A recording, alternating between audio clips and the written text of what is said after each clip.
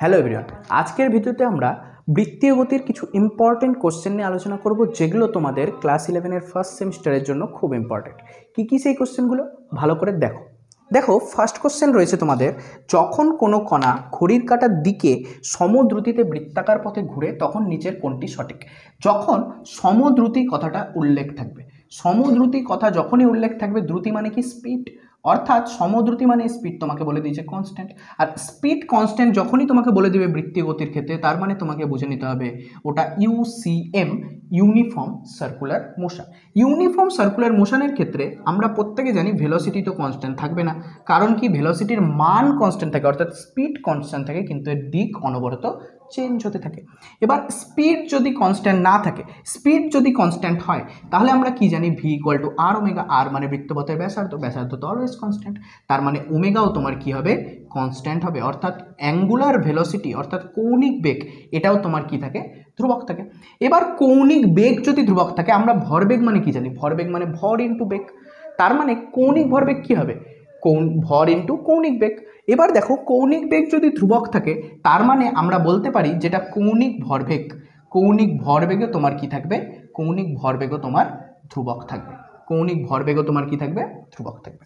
এবং আমি যদি বলি অপশনগুলো যদি চেক করি, ফার্স্ট অপশন রয়েছে কৌণিক বেগ ধ্রুবক থাকে, একদম অবশ্যই ফার্স্ট অপশন ঠিক, কারণ কি কৌণিক বেগ তো ধ্রুবক আছে, এই যে দেখতে পাচ্ছি।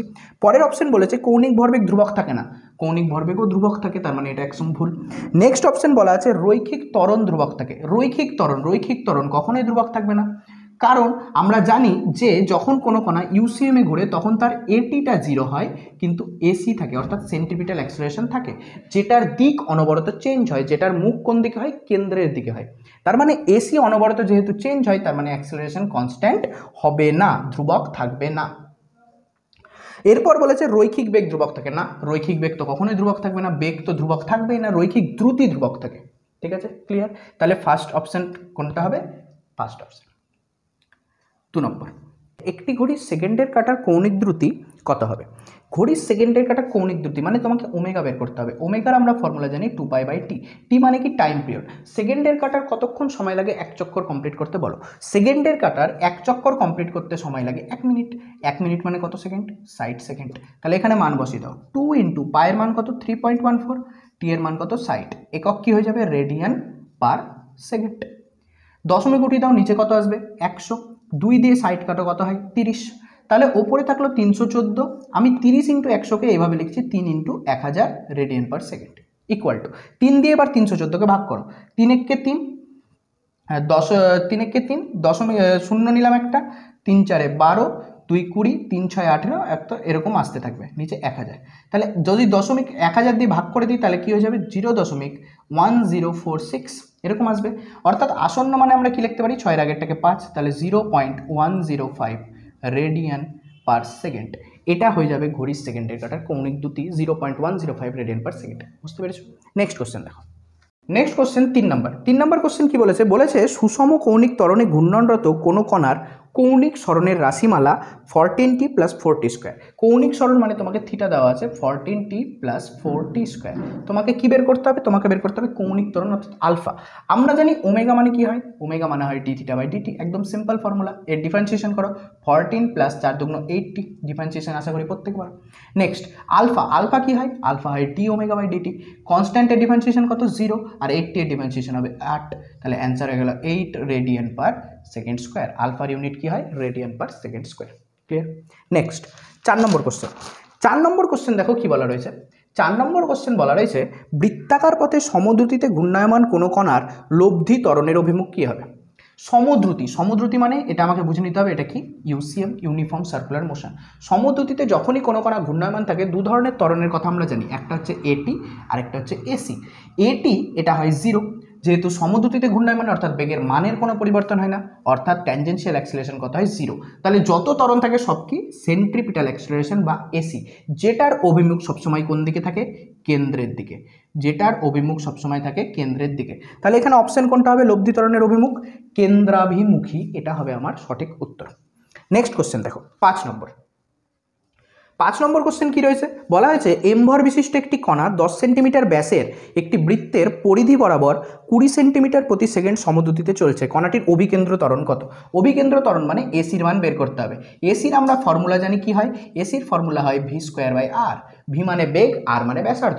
এবার বলো ভি এ বেগের মান কত? বেগের মান 20 সেন্টিমিটার পার সেকেন্ড, তাহলে 20 স্কোয়ার বাই ব্যাসার্ধ।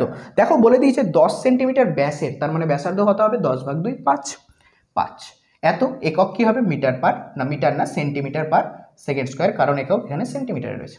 20 স্কোয়ার কত হয় বলো? 400 ভাগ 5 দিয়ে 400 কেটে দাও, 80 সেন্টিমিটার পার সেকেন্ড স্কোয়ার। এটা হবে আমার সঠিক উত্তর, option A. Clear? Next 6 number question কি বলা রয়েছে, বলা রয়েছে একটি গাড়ি 40 মিটার প্রতি সেকেন্ড বেগে 400 মিটার ব্যাসার্ধের বৃত্তাকার পথে ঘুরছে। গাড়িটির বেগ 3 মিটার প্রতি সেকেন্ড স্কোয়ার হারে বৃদ্ধি পাচ্ছে, গাড়িটির ত্বরণ কত? দেখো বলেছে গাড়ির তোমাকে বেগ বলে দিয়েছে কত? 40 মিটার পার সেকেন্ড। গাড়িটির বেগ, আচ্ছা ব্যাসার্ধ বলা হয়েছে, ব্যাসার্ধ কত? 400 মিটার। গাড়িটির বেগ বলে দিয়েছে তোমার প্রতি সেকেন্ডে 3 মিটার প্রতি সেকেন্ড স্কোয়ার হারে বৃদ্ধি পাচ্ছে। আচ্ছা বেগ বৃদ্ধির জন্য কোন ত্বরণ আছে? বেগ বৃদ্ধির জন্য যে ত্বরণ আছে সেটা হলো ট্যানজেনশিয়াল অ্যাক্সেলারেশন। তার মানে তোমাকে এখানে ট্যানজেনশিয়াল অ্যাক্সেলারেশন বলে দিয়েছে 3 metre per second square. Tangential acceleration তোমাকে বলা আছে কারণ বেগের বৃদ্ধি করছে, দিক পরিবর্তনের জন্য এসি, মানের পরিবর্তনের জন্য ট্যানজেনশিয়াল অ্যাক্সেলারেশন। তাহলে ট্যানজেনশিয়াল অ্যাক্সেলারেশন মান 3 মিটার পার সেকেন্ড স্কোয়ার। এবার ভালো করে বুঝো, তোমাকে বের করতে বলেছে ত্বরণ মানে এটিও না এসিও না, দুজনের লব্ধি। অর্থাৎ আমাকে যেটা ত্বরণ হবে সেটা হবে এটি প্লাস এসি, দুজনের ভেক্টর। এবার ট্যানজেনশিয়াল অ্যাক্সেলারেশন তো এখানে রয়েছে, তার মানে শুধু এসি নাই, তার মানে এটা কি ধরনের সার্কুলার মোশন? এটা NUCM, non uniform circular motion. এবার কিভাবে করব এটা ভালো করে দেখো। দেখো এটা হচ্ছে তোমার বৃত্তাকার পথ, বৃত্তাকার পথের এটা তোমার ব্যাসার্ধ। এবার বেগ যদি এদিক বরাবর থাকে ভি, বেগ কি হচ্ছে বলে দিয়েছে তোমাকে? বৃদ্ধি পাচ্ছে মানে নিশ্চয়ই বেগের দিক বরাবরই তোমার ত্বরণ রয়েছে এটি। আর এসি সবসময় ক্রিয়া করে কোথায়? সেন্টার বরাবর, এটা তোমার এসি। তাহলে লব্ধি ত্বরণ কি হবে? লব্ধি ত্বরণ হবে এটা, এদের মাঝখান বরাবর এ, তাই না? লব্ধি ত্বরণ কি হবে? এদের মাঝখান বরাবর ভেক্টর সাম। তাহলে তুমি বলো এটির মান তো আমরা অলরেডি জানি, এসির মান কত? এসির মান কি হয়? v²/r। বলো ভি কত? ভি তোমার 40, তাহলে 40 × 40 বাই আর কত? 400। 0 0 0 0 কেটে দাও, 4 দিয়ে 4 কাটো, তাহলে অ্যান্সার আসলো 4 মিটার পার সেকেন্ড স্কোয়ার। এটা কি আসলো? এসি আসলো। অর্থাৎ এদিক বরাবর এটা তোমার 3, এদিক বরাবর এটা 4, তাহলে দুজনের লব্ধি কী হবে? দেখো এটি আর এসি এর মধ্যবর্তী কোণ কত? 90 ডিগ্রি। তাহলে দুজনের লব্ধি কী হবে? √AT² plus AC square. তার মানে এটি কত? 3, 3-এর স্কোয়ার প্লাস 4-এর স্কোয়ার মানে 5 মিটার পার সেকেন্ড স্কোয়ার। অর্থাৎ ত্বরণের মান তোমার চলে আসবে 5 মিটার প্রতি সেকেন্ড স্কোয়ার। অপশন তো নাই, 5 metre per second square. Next question দেখো কি বলা রয়েছে।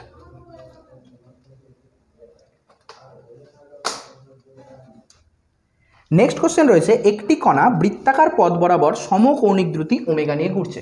একটি কণা বৃত্তাকার পথ বরাবর সমকৌণিক দ্রুতি ওমেগা নিয়ে ঘুরছে, অর্থাৎ ওমেগা তোমাকে বলে দিয়েছে কনস্ট্যান্ট। এরপর বলেছে বৃত্তাকার পথটির ব্যাসার্ধ, বৃত্তাকার পথটির ব্যাসার্ধ এর মান কত? আর।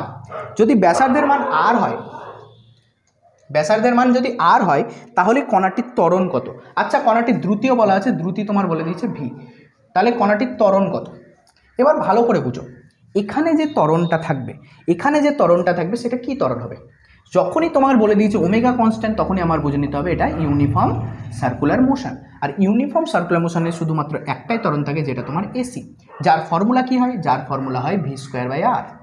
আচ্ছা ভি ইকুয়াল টু আমরা কি জানি? আর ওমেগা। তাহলে ভি এর জায়গায় যদি আমি আর ওমেগা বসিয়ে দিই, ভি ইকুয়াল টু কি হয়? ভি ইকুয়াল টু হয় আর ওমেগা। তাহলে ভি এর জায়গায় আমি যদি আর ওমেগা বসিয়ে দিই তাহলে কি হবে? r²ω²/r, একটা আর কেটে যাবে, ω²r।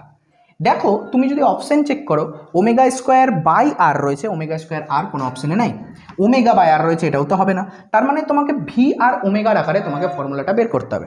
দেখো ভি ইকুয়াল টু কী হয়? আর ওমেগা। এখান থেকে বলো আর এর মান কত হয়? আর এর মান হবে v/ω। এই জায়গাটাই এবার এখানে আর এর জায়গায় বসিয়ে দাও v/ω, তাহলে উপরে তোমার v², নিচে v/ω। তাহলে ওমেগা চলে গেল উপরে, v² × ω, নিচে থাকলো ভি দিয়ে একটা ভি কেটে গেল, তাহলে ওমেগা ভি। এটা হবে তোমার অপশন নাম্বার সি, v/ω। এটা হবে তোমার অ্যান্সার। ঠিক আছে, এটা খুবই ইম্পর্টেন্ট কোশ্চেন তোমাদের পরীক্ষার জন্য, ভালো করে এটা প্র্যাকটিস করবে। নেক্সট দেখো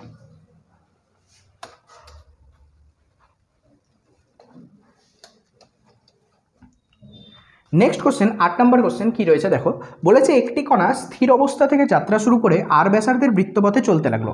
এন পাকের পর কণাটির বেগ হয় v0 মিটার পার সেকেন্ড, তাহলে কণাটির কৌণিক ত্বরণ কত? বলে দিয়েছে আর ব্যাসার্ধের বৃত্তপথে স্থির অবস্থা থেকে চলছে, অর্থাৎ ইনিশিয়াল বেগ কত 0। এবার কিছুক্ষণ পাকের পর ওর ফাইনাল বেগ কত হয় v0 মিটার পার সেকেন্ড। কত পাকের পর হয়? n পাকের পর। n পাকের পর ওর ভেলোসিটি হয় v0 মিটার পার সেকেন্ড, অর্থাৎ বেগের মানের পরিবর্তন হচ্ছে। মানের পরিবর্তন হচ্ছে মানে এটা কি ধরনের মোশন? NUCM, non uniform circular motion. আচ্ছা, আমরা ইকুয়েশন জানি v square equal to u square plus 2as। আচ্ছা, এখানে যে এটা আসবে, আমি যদি সার্কুলার মোশনের ক্ষেত্রে লাগাতে চাই, এখানে যে এটা আসবে সেটা কি? Tangential acceleration. কারণ কি? বেগের মানের পরিবর্তন কে হতে? Tangential acceleration. এবার দেখো ইনিশিয়াল স্পিড কত? ইনিশিয়াল স্পিড 0, তাহলে ইউ স্কোয়ার মান 0, তাহলে আমি ডাইরেক্ট বলতে পারি v square equal two 280 into S হবে এটা। এবার তুমি আমাকে বলো যে ভি এর মান কত? অন্তিম বেগ কত? অন্তিম বেগ v0, তাহলে v0 স্কোয়ার ইন্টু 280। এটির মান আমরা জানি না, তো এটিই থাকলো। এস মানে সরণ, কতটা সরণ হচ্ছে। দেখো একটা বৃত্তাকার পথে একবার যদি সরণ করি, অবশ্যই এটা খেয়াল রাখবে, এটা লিনিয়ার সরণ, রৈখিক সরণ, কৌণিক সরণ না। কৌণিক সরণ মানে শুধু অ্যাঙ্গেল হতো, রৈখিক সরণ মানে আমাকে পুরো দূরত্ব দেখতে হবে। যদি ব্যাসার্ধ এর আর হয়, তাহলে এক পাক ঘোরা মানে কতটা দূরত্ব যাওয়া? 2 পায়ের। যদি এন পাক ঘুরে তোমাকে বলে দিয়েছে এন পাক, তাহলে এন পাক মানে এটাকে ডাইরেক্ট এন দিয়ে গুণ করে দেবো, তার মানে 2 পাই আর ইন্টু এন, এটা হবে তোমার এস। কাটাকুটি করো, দেখো কত হয়। এখান থেকে এটির মান কত হচ্ছে বলো? ওপরে থাকলো v0 স্কোয়ার, এদিকে দেখো এটি এইটা গুণ আছে, এদিকে নিয়ে গেলে ভাগ, 2 দুগুণ 4 পাই আর এন, তাহলে 4 পাই আর এন। তাহলে এটির মান চলে আসলো v0 square by 4 pi R n. তোমাকে কি বের করতে হবে? তোমাকে বের করতে হবে কণাটির কৌণিক ত্বরণ কত। কৌণিক ত্বরণ তোমাকে বের করতে হবে, অর্থাৎ তোমাকে আলফা বের করতে হবে। আচ্ছা, আমরা এই ফর্মুলাটা জানি, এটি ইকুয়াল টু হয় আর আলফা, এটি ইকুয়াল টু হয় আর আলফা। তাহলে আলফার মান কত হবে? এটি বাই আর। জাস্ট এটাকে আর দিয়ে ভাগ করে দাও, অ্যান্সার পেয়ে যাবে। তাহলে ওপরে v0 square by 4 pi R N, আরেকটা আর দিয়ে ভাগ হয়ে গেল, তাহলে v0 square by 4 pi R square N, এটা হয়ে যাবে তোমার কৌণিক ত্বরণের answer, option number B, v0 square by 4 pi N R square. Clear? Next 9 number last question আজকের ভিডিওর, দেখো কি বলেছে।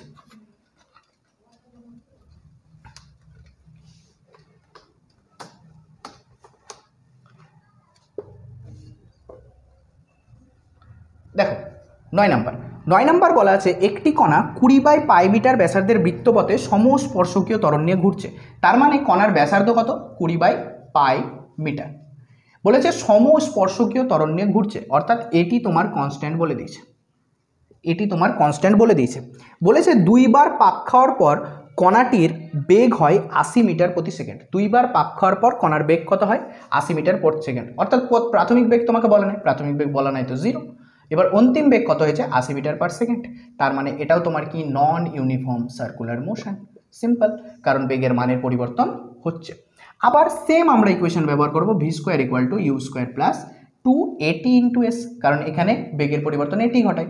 এবার বলো ইনিশিয়াল বেগ তো 0, অন্তিম বেগ কত? 80, তাহলে এদিকে লিখবো 80 স্কোয়ার, 80 ইন্টু 80, 2 ইন্টু এটি স্পর্শকীয় ত্বরণ, এটাই আমাকে বের করতে বলেছে। এই অঙ্কে বলে দিয়েছে স্পর্শকীয় ত্বরণের মান বের করো, অর্থাৎ ট্যানজেনশিয়াল অ্যাক্সিলারেশন বের করো। তাহলে এটি এস মানে দূরত্ব। এবার বলো দূরত্ব কি হবে? কবার পাক খেয়েছে? 2 বার, তাহলে একবার পাক খাওয়া মানে 2 পাই আর, তাহলে 2 বার পাক খাওয়া মানে 2 ইন্টু 2 পাই আর ডিস্টেন্স কভার করা, তাহলে এসকে কি লিখবো? 2 ইন্টু 2 পাই আর। ক্লিয়ার?